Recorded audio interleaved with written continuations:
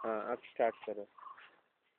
अभी जैसे मैं आपके experiences in up to Munnar. सबसे पहले हम लोग गए दीदी के यहाँ, मधु दीदी के यहाँ, और उनसे एक चीज़ सीखी कि छेड़छाड़ी बहुत इम्पोर्टेंट होती है और वी शुड मजाक हाँ, मजाक करना, और वी शुड डू दैट, क्योंकि वो बाद में जाके मेमोरेबल रहती है, otherwise you will forget that person, it's normal, it's a plain. और दूसरा कि उनकी बेटी पढ़ने में बहुत अच्छी थी, ये हमेशा याद रहेगा, शी इज़ वेरी फास्ट। और वहाँ पे कोचीन में भी सिटी अच्छी लगी। और एक चीज़ वहाँ पे हम लोग भूल गए थे, वो थे कि वहाँ पे हमको कार ठीक करानी थी, that we should do there. और उसका कांच नहीं खुल रहा था। और उसके बाद में उसका मौका ही नहीं मिल रहा कि वो ठीक हो सके। और उसके दूसरे दिन हम लोग मुन्नार के लिए निकल गए थे 10-11 बजे तक। और मुन्नार में हम पहुंच के उस दिन तो हम लोग ने नहीं किया, उस दिन हम लोग ने हाँ, फर्स्ट डे हम लोग ने एलिफेंट सफारी की, और वो मतलब थ्रिलिंग एक्सपीरियंस था मेरे लिए तो, एटलीस्ट इनके लिए था कि नहीं था मुझे नहीं मालूम, पर मेरे और पूर्वी के लिए, क्योंकि उसका जो पाँव का एक फोल्ड था वो एक तरफ हो गया था, पूरा झुक गया था, और हमको ऐसा लग रहा था जैसे ही वो मुड़ता था तो ऐसा लगता था कि हम चारों के चारों गिर जाएंगे। तो ये एक है ना, जैसे बोलेंगे एडवेंचर हो गया, वो मज़ा नहीं हो रहा था। उसके बाद में ये प्रॉब्लम की वजह से उसको, हाथी वाले को जब बोला गया तो उन्होंने वापस से उसको बोला कि आप एक राउंड और ले लो। पर उसमें एक चीज़ हमको फीलिंग जो आया कि मतलब जानवरों को भी कितना मेहनत करना पड़ता है, और आजकल के जो कल्चर है उसमें जानवर को रहने के लिए भी लाइवलीहुड मिलता नहीं, क्योंकि जंगल कट गए और अब वो डिपेंडेंट है, और मीन्स बोलते हैं ना, पेट के लिए सब कुछ करना पड़ता है, तो they are doing for that. और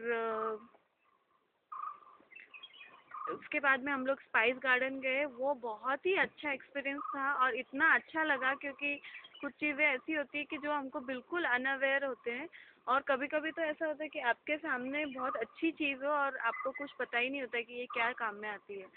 और कितनी, अब जैसे कॉफ़ी का जो पेड़ देखा, उसको अगर हम लोग को वो तो जैसे अभी नॉलेज मिला कि वो कॉफ़ी का पेड़ है, अगर हमको नॉलेज नहीं है तो उसको हम जहरीला प्लांट समझेंगे कि समथिंग पॉइजनस। तो कितनी, और देखा, और भी ऐसी बहुत सारी वहाँ पे जड़ी बूटियाँ थी जो हो सकता है अपने लोकली भी मिले, पर हमको अनअवेयर है। तो बहुत अच्छा एक्सपीरियंस रहा, और बहुत इंजॉइंग और इंटरेस्टिंग था। और उसके बाद में हम लोग गए मार्शल आर्ट। एज सच मेरे को मार्शल आर्ट देखने की कीनली कोई इतनी इच्छा नहीं थी कि हाँ ऐसे कुछ होगा थोड़ा बहुत, पर ये हमारे कल्चर को शो करता है कि हमारा जो पुराना कल्चर है वो कितना एडवांस था। मतलब मार्शल आर्ट एक ऐसा आर्ट है जो अब मेरे ख्याल से उसका इतना प्रिवेलेंस नहीं हो सकता है, क्योंकि आजकल जो वेपन्स निकल गए हैं, बंदूक निकल गए हैं, पर ये उस टाइम का आर्ट है जब ये वेपन्स और बंदूक नहीं निकली हुई थी, और आप हाथ पांव से फिजिकली कैसे एक दूसरे को डिफीट कर सकते हो, ये उन्होंने अपने बॉडीज को उतना स्ट्रेंथन करते हैं कि आप इवन आपके पास अगर कोई वेपन नहीं है, आपके पास सिंपल सा कोई कपड़ा है, उससे भी आप एक स्ट्रांग आदमी को जिसके पास वेपन्स है, तलवार है, भाले हैं, उसको आप डिफीट कर सकते हो। और सच अगर वेपन नहीं है और आपको मार्शल आर्ट्स आता है तो वो ऑब्वियसली एक स्ट्रांग पॉइंट है, क्योंकि आपको एक कॉन्फिडेंस रहेगा कि कभी भी अगर कुछ काम पड़े तो यू कैन डिफीट एनीबडी। और उसके बाद में इधर हाँ, उसके बाद में हम लोग कहाँ गए, नेक्स्ट डे हम लोग सुबह उठे और जीप सफारी था। इधर देखो, जीप सफारी बहुत बहुत ही अच्छा एक्सपीरियंस रहा, क्योंकि हम लोग को पूरे रास्ते में उल्टी आ रही थी। मतलब मैंने जैसी कोची से शुरू किया, मेरे को एक बार वॉमिट हो गया। उसके बाद में पीछे इधर देखो तो क्या हुआ सामने। हाँ, ठीक है। उसके बाद में पुचू को 2 बार वॉमिट हो गई। तो वो कांच ठीक से बंद मतलब वो बंद रहता था, तो उसकी वजह से हवा का सर्कुलेशन नहीं होता था और सफोकेशन की वजह से ये प्रॉब्लम हो रही थी। और जब हम लोग ने जीप सफारी किया, वो इतना थ्रिलिंग एक्सपीरियंस था क्योंकि वहाँ के रास्ते इतने नैरो थे और वहाँ पे ऐसा लग रहा था कि हम लोग पैदल चलने का रास्ता है और उस पे वो जीप चला रहा था। और वो जब जीप चला रहा था तो ऐसे मतलब बिल्कुल भी गैपिंग नहीं था, ऐसा लग रहा था कि कैसे इस रास्ते पे वो टर्न करेगा, कैसे वो रास्ते पे रिवर्स लेगा। पर I should salute that person, क्योंकि इंडिया में इतने सारे टैलेंट है, इस वो यहाँ पे अगर कहीं और होते तो maybe they are earning so much. और वहाँ पे जीप सफारी में थोड़ा हम लोग लेट कर दिए निकलने में, तो हम लोग का एक चीज़ मिस हो गया। वहाँ पे टी गार्डन की टी फैक्ट्री थी, टी मैन्युफैक्चरिंग वो प्रोसेस बताते थे और आई थिंक वो बहुत अच्छा होता था। पर हम लोग का टाइम शेड्यूल था क्योंकि शाम को हमको मसाज करानी थी और एक कथकली का डांस देखना था। और दिसंबर 10 था हम लोग, हाँ दिसंबर 10 की नहीं, दिसंबर 11 तो फिर वहाँ से आके हम लोग ने खाना खाया और एक उसके बाद में हम लोग मसाज कराने गए। वहाँ पे वो लोग इतना सारा तेल डालते हैं सिर में, बॉडी में, और अच्छे से उन्होंने 1.25 घंटे का मसाज हुआ। उसके बाद 1 घंटा मसाज, 15 मिनट स्टीमिंग का दिया और रियली बहुत ही मज़ा आया। और स्टीमिंग में एक बहुत ही इंटरेस्टिंग बात ये थी कि वो लोग प्रेशर कुकर में एक पाइप डालते हैं, नॉर्मल अपना प्रेशर कुकर, और वो पाइप को एक छोटा सा उन्होंने एक बॉक्स जैसा रूम बनाया हुआ है, वो पाइप से वो एक छेद में वो डाल देते हैं उस पाइप को, और जब स्टीम निकलती है वो उस बॉक्स के अंदर आपके जाती रहती है। और आप ये घर पे भी कर सकते हैं। इट इज़ नथिंग कि आपके पास कोई बहुत बड़ी मशीन होनी चाहिए, स्टीमिंग रूम होना चाहिए। इस सिंपल प्रेशर कुकर और एक पाइप चाहिए आपको, वो जनरली अपने पास हमेशा अवेलेबल रहते हैं। बस ये कि एक बॉक्स आप कहाँ कैसे उसको करोगे, that you have to arrange for that. और उसके बाद में कथकली का जो डांस देखा, वो शुरू में तो पार्ट बहुत ही अच्छा लगा क्योंकि ये जो कथकली, जो मुझे अभी तक आइडिया नहीं था, I think Kathakali and Kathak is same, and Kathakali is the advance version of Kathak. तो कथकली में टोटल चीज़ें, एक्सप्रेशन आप कैसे बताते हो, इस पे जोर दिया जाता है। द फेस एक्सप्रेशन, या eyes expression, and the different expression like रोना, मुद्राएं, that is called मुद्राएं, रोना, हंसना, बैठना, ये किसी के ऊपर गुस्सा करना, घृणा करना, अलग अलग एक्सप्रेशन को वो शो करते हैं। और by expression you should understand what they are saying. उन्होंने एक बहुत ही कॉम्प्लेक्स स्टोरी उन्होंने ली थी जो इतना अच्छे से हमको समझ में नहीं आया। I think if they choose a very simple one then we can understand that. And और उस दिन हम लोग खाना खाए और we have return to our hotel Sterling. और ये हमारा मुनार से 30 किलोमीटर दूर है स्टर्लिंग जो है। और जो पर hotel is really means memorable, means always memorable, और बहुत ही रिलैक्सिंग है और इतना अच्छा बनाया हुआ है कि ये अपने आप में ही एक देखने की जगह है। मतलब we can spend 1 day at least here to आराम से रिलैक्स हो। गेम्स हैं और पूरा इन्होंने कैरम बैडमिंटन सब चीज़ रेडी करके रखा है। मतलब आपको आओ, आप आराम से रिलैक्स हो, फैमिली के साथ टाइम स्पेंड करो। और पूरा कराओके का इतना मज़ा आता है, बोन फायर है, it's all free and there are some chargeable activities also if you want to choose, like net surfing और भी बहुत सारी चीज़ें थी। हाँ, रेडी होके आप घूमो ना तो अच्छा लगेगा काफी। और इसके बाद में हम लोग कथकली का हुआ दिसंबर 12 इज चल रहा है ना। हाँ, दिसंबर 12 यहीं पे बाहर हुआ ना, ऊपर एकदम कॉफी टेबल ऊपर बनाया हुआ। वो हम लोग का इतना एडवेंचरस नहीं रहा।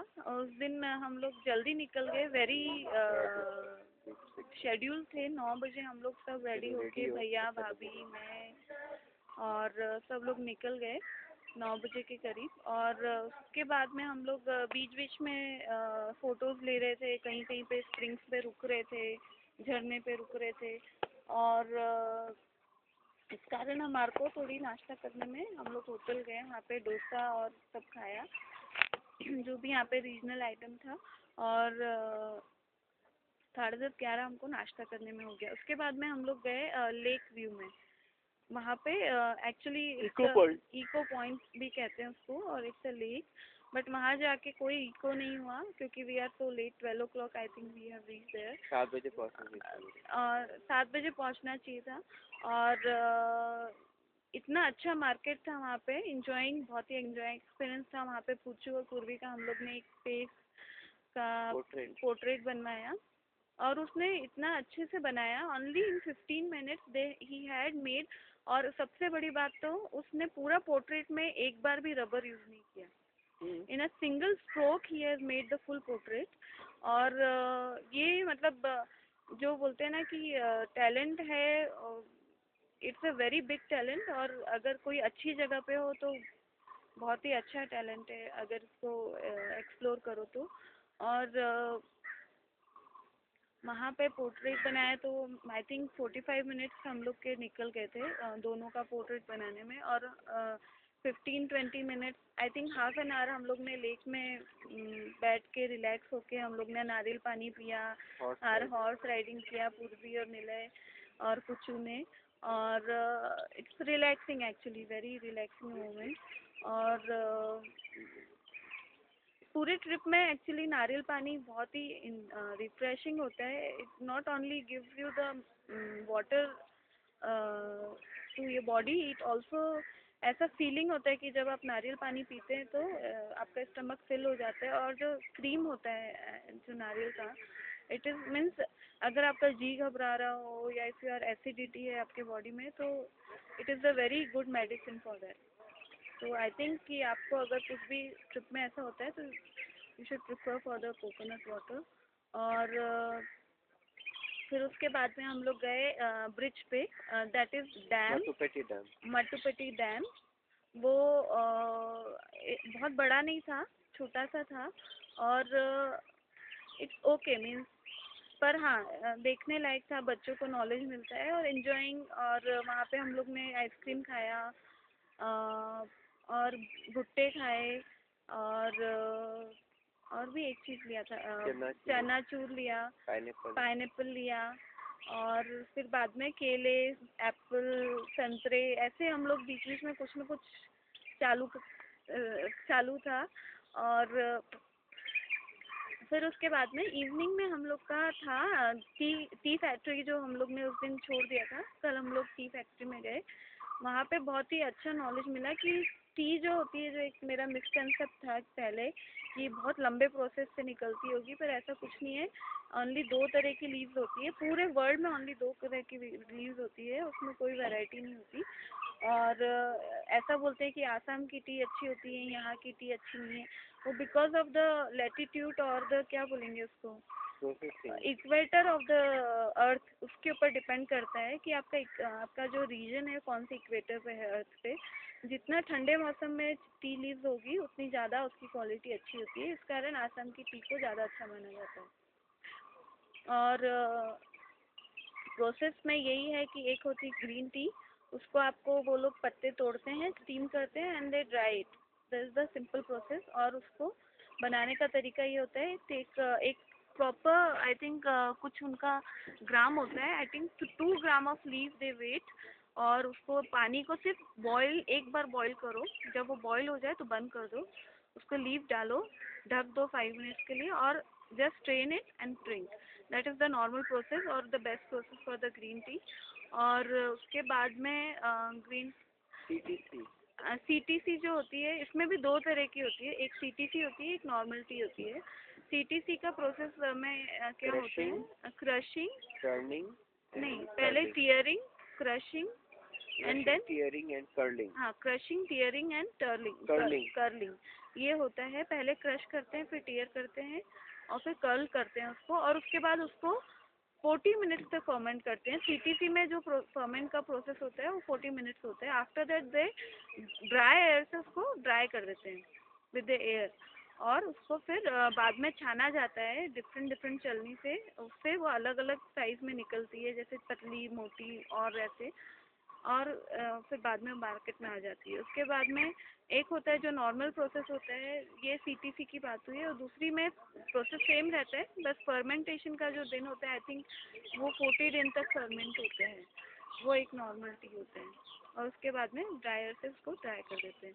तो ये टी का प्रोसेस है, पर उनके हिसाब से जो बोलते हैं कि आप कभी भी खाली स्टमक आपको चाय नहीं पीनी चाहिए, क्योंकि चाय पीने से आपके जो बॉडी में अच्छे जो एंजाइम्स होते हैं वो भी मर जाते हैं। ऑलवेज आपके इसलिए बहुत जो क्वांटिटी है चाय की बहुत थोड़ी होनी चाहिए, क्योंकि बॉडी में चाय एक अपन जो हमारी इंडियन कल्चर है कि उसमें हम 1 कप दूध में 2 चम्मच चाय डालते हैं, वो गलत है। दो पूरे पानी में आधी से भी कम चम्मच चाय की ज़रूरत है, और 1 कप चाय अगर मॉडरेटली लो तो आपकी बॉडी की हेल्थ के लिए अच्छी है। ज़्यादा लेते हैं तो आपके जो बॉडी के गुड एंजाइम्स होते हैं वो भी मर जाएंगे। और उसके बाद तो हम लोग बाद में हम लोग खाना खाए, थोड़ा मार्केटिंग किए यहाँ पे मुन्नार में, और it's a very good market. यहाँ पे स्पाइसेस बहुत अच्छे मिलते हैं, जैसे लौंग, काली मिर्ची, इलायची, काजू, दालचीनी, ये यहाँ के जनरल स्पाइसेस है जो यहाँ पे उगते हैं। और इतना बड़ा फॉरेस्ट एरिया है, तो यहाँ पे ऑब्वियसली जो जड़ी बूटियाँ हैं बहुत सारी हैं, और बहुत अच्छा लैंड है यहाँ पे, और इतनी सुंदर सीनरी है, फॉरेस्ट है, और मुझे लगता है कि ये फॉरेस्ट को प्रिजर्व करना चाहिए। और दैट्स ऑल। फिर हम लोग घर आए, और मैं थोड़ी जल्दी सो गई थी 8 बजे। बाकी सब लोग ऊपर खेल रहे थे, एक्टिविटीज़ कर रहे थे। पूर्वी और ये लोग कैरम, चेस, लूडो, ऊपर जो स्टर्लिंग में बनाया हुआ है उसमें खेल रहे थे। और कराओके भैया भाभी बोनफायर में थे, और I have gone to sleep. मैं ये फ़ोटो डाउनलोड कर रहे थे कंप्यूटर में, and today is 13th and I am talking with you. Thank you. चलो, this is Dilip doing the video recording. Bye.